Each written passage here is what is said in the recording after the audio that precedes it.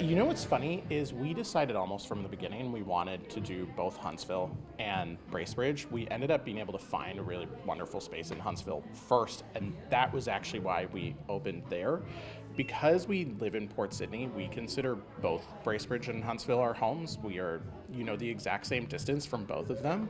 And I think the bookstore can do so much for the community. We wanted to do that for as much of Muskoka as possible. So this has actually kind of always been the goal, was to have a shop in both towns.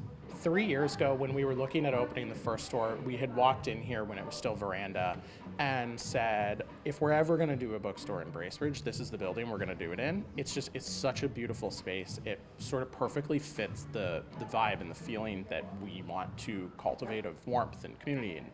And it just so happened that a year or so ago, Elise, who owned the building, decided to move to a bigger space, and we already had a relationship because her husband owns a small publisher, and so it's a sort of a weird set of connections, and we spent more than a year chatting about it before finally moving into this building. So it's been a bit of a sort of serendipity, because we had kind of always hoped this particular building would become available, and I still can't believe that it did. Within such a short period of time, so that was just luck.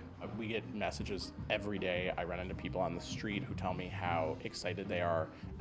Bracebridge has been lucky to have a used bookstore for all these years. The Owl Pen does a great job, but it's been a long time since Bracebridge has had an independent bookstore. Huntsville was lucky enough to at least have Kohl's until 2021, so there was only about a year that Huntsville didn't have a new bookstore. Bracebridge has been waiting a very long time, so we've seen a lot of excitement from people in the community, evidenced by the fact that there was a line this morning, which blows my mind a little bit.